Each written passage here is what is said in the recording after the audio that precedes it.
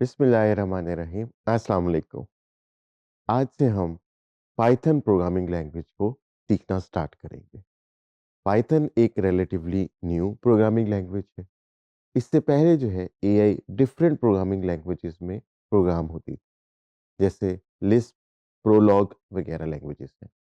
लेकिन पाइथन के आने के बाद एआई की सपोर्ट पाइथन के अंदर इतनी ज़्यादा बढ़ गई कि अब इसको universally one of the best languages for AI गर्दाना जाता है।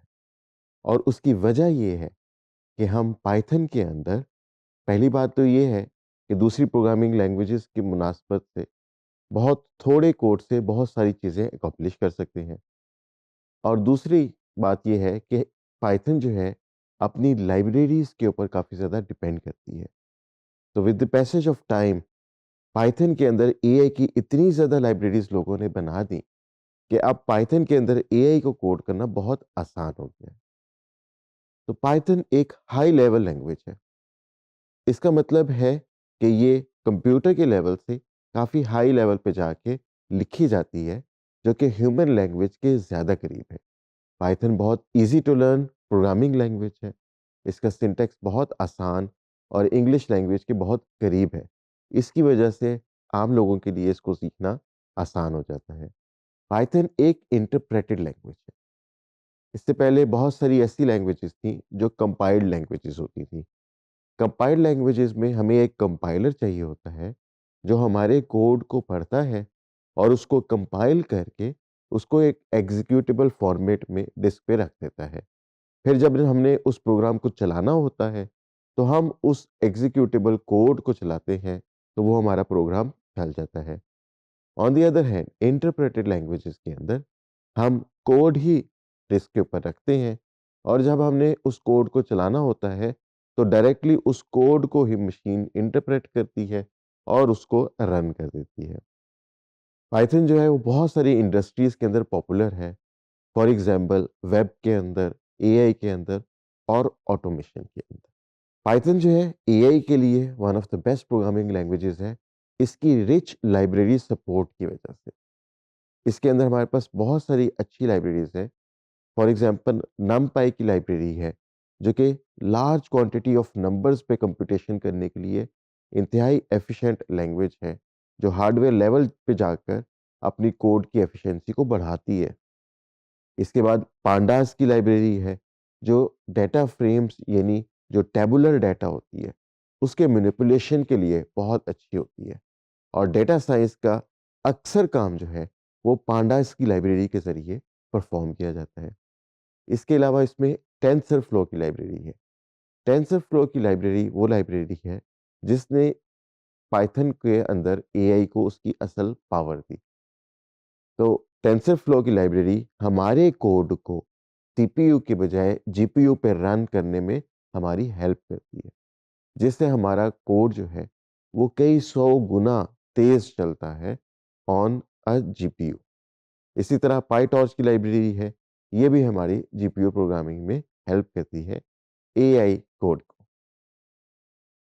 पाइथन क्योंकि ईज़ी टू प्रोग्राम है, सिंपल टू अंडरस्टैंड है, इसलिए ये प्रोटोटाइपिंग के लिए आइडियल लैंग्वेज है। प्रोटोटाइपिंग हम कहते हैं कि जब हमने कोई काम जल्दी से करके बस देखना हो, अभी उसकी एंड प्रोडक्ट नहीं बनानी।